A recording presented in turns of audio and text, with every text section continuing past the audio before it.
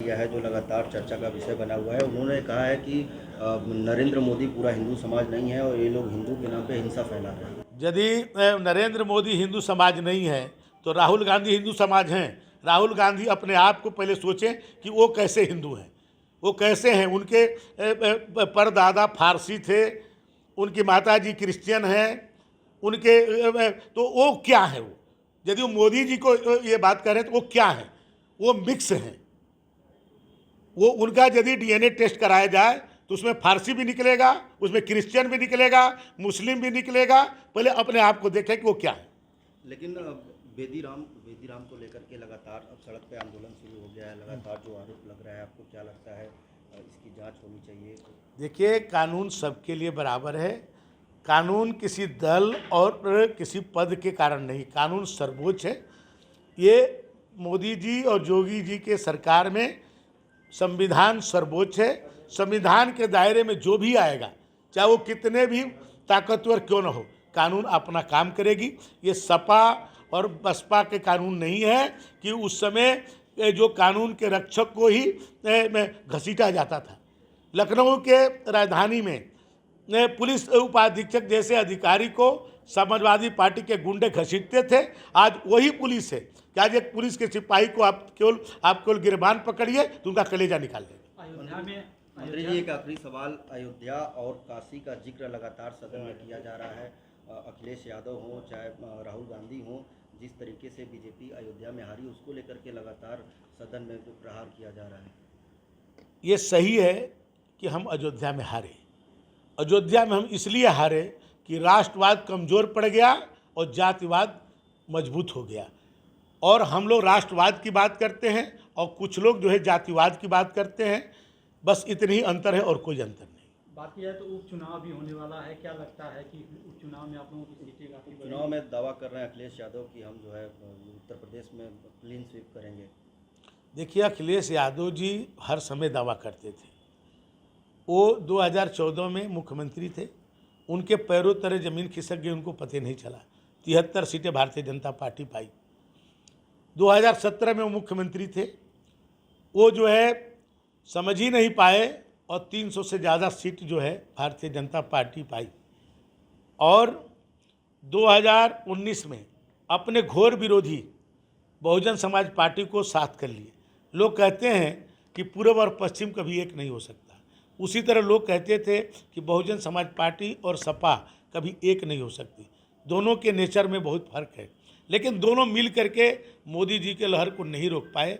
और 2019 में आप देखें कि हम 64 सीटें पाए। उसके बाद 2022 में अखिलेश जी कहते थे कि 400 सीट हम पाएंगे और 3 में पूरा विपक्ष रहेगा। जनता ने उनको बता दिया कि सीट किसको होगी। 2024 में आज ये लोग कोई चुनाव नहीं जीते हैं। 37 सीटें जीत लेना ये नहीं है कि इन्होंने पूरी सरकार बना रहे हैं, लेकिन इन्होंने एक अफवाह फैलाई। ये अफवाह फैलाई कि संविधान बदल देंगे। 400 सीट पा गए मोदी जी तो संविधान बदल देंगे, आरक्षण खत्म कर देंगे।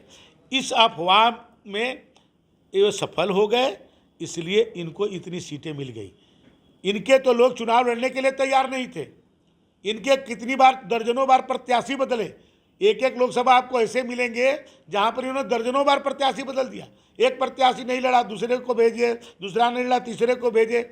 ऐसे कितने जगह इन्होंने जो है चेंज किया, लेकिन कोई वहाँ के प्रत्याशी नहीं मिलता था। अब सुल्तानपुर में मेनका गांधी जी के खिलाफ में जो जीता, एक को बदल दिए, वो नहीं लड़ा, कहा कि हम नहीं लड़ेंगे। दूसरे को गोरखपुर से ले जाकर लड़ा दिए, प्रचार नहीं कर रहा था, लेकिन इन्होंने संविधान का डर दिखा करके वहाँ जीते। जो बहुजन समाज पार्टी के मतदाता, जब दोनों एक लोग थे, तब जो है सपा को वोट नहीं दिया या सपा वाले बसपा को वोट नहीं दिए। इस संविधान को डर दिखा करके इसमें उन्होंने ये प्राप्त कर लिया। तो भाजपा का वोट कम नहीं हुआ। ये लोग ये जो संविधान इन्होंने जो डराया, उसके कारण ये अफवाह सफल हो गया। तो एक क्लिप बनाई है कि राहुल जी जब जब प्रेस कॉन्फ्रेंस किए हों, जब जब बयान दिए हों, उसका क्लिप बना के उन्हीं को दे दी। तैयारियां हैं कुंभ को लेकर परिवहन विभाग की? माननीय मुख्यमंत्री जी की अध्यक्षता में अब तक 4 बैठकें जो है हो चुकी हैं कुंभ की तैयारियों को लेकर के, और सभी भी जो भी विभाग उसके स्टेक होल्डर हैं सभी को माननीय मुख्यमंत्री जी ने निर्देश दिया है। उसमें परिवहन विभाग भी उसके स्टेक होल्डर है, क्योंकि परिवहन विभाग को आवागमन का व्यवस्था करना है। माननीय मुख्यमंत्री जी की मंशा के अनुरूप 7000 बसें हम लोग नई कुंभ के लिए लेने जा रहे हैं, और 3600 बसें हम लोगों ने अभी नई खरीदी है। और कुंभ के अंदर हम लोग की कोशिश है कि डीजल बसें अंदर न ले जाई जाए, इलेक्ट्रिक और सीएनजी बसों को कुंभ क्षेत्र में जाएंगी। और कुंभ मेला क्षेत्र के चारों तरफ जो 4 सड़कें जाती हैं, चाहे वो बनारस मार्ग से जाती हों या लखनऊ मार्ग से आती हैं या आपके रीवा मार्ग से आती है, कानपुर मार्ग से, चारों मार्गों पर हम लोग अस्थायी बस स्टैंड की स्थापना करेंगे। वहीं पर बसें हमारी खड़ी होंगी और वहाँ से यात्री सीधे दर्शनार्थी जो है मेला क्षेत्र में इलेक्ट्रिक बसें से और सीएनजी बसों से जाएंगे। वहाँ प्रदूषण मुक्त पूरे कुंभ क्षेत्र को हम लोग की कोशिश है कि हम लोग उसको रखेंगे कि देश दुनिया से लोग आएंगे, उनको एक अच्छा वातावरण, सुंदर वातावरण उनको मिले। मेला क्षेत्र के अंदर भी जो हमारी इलेक्ट्रिक बसें, सीएनजी बसें खड़ी होंगी उसके निर्माण शुरू हो गया है। वहाँ पर अस्थायी वहाँ पर बस स्टैंड बन रहा है उसको, और वहाँ की सड़कें जहाँ तक बसें जाएंगी उसका भी काम प्रारंभ हो चुका है। बहुत जल्द उसको हम लोग पूर्ण कर लेंगे। और क्योंकि कुंभ एक ऐसा है हमारे भारत देश के सनातन धर्म में एक बहुत बड़ा महत्व है। पूरी दुनिया की निगाहें कुंभ पर रहती हैं। पिछले समय में जो कुंभ हुआ था आपने देखा करोड़ों लोग आए, लेकिन माननीय योगी आदित्यनाथ जी के नेतृत्व में इतनी अच्छी व्यवस्था हुई। हम लोग गंगा जी को भी कितना वहाँ पर शुद्ध किया गया, गंगा जमुना सरस्वती वहाँ पर संगम में स्नान कितनी शुद्धता के साथ हुई, पानी कितने साफ था। इस तरह की सभी व्यवस्थाएं और भी जो चीज़ें जो कमी रह गई होगी उसको पूरी करके एक बहुत बेहतर अच्छी व्यवस्था मैंने कुंभ में देने का है। और परिवहन विभाग उसमें अपना जो माननीय योगी जी का निर्देश है हम लोग उसको पूरा पालन करें। मंत्री जी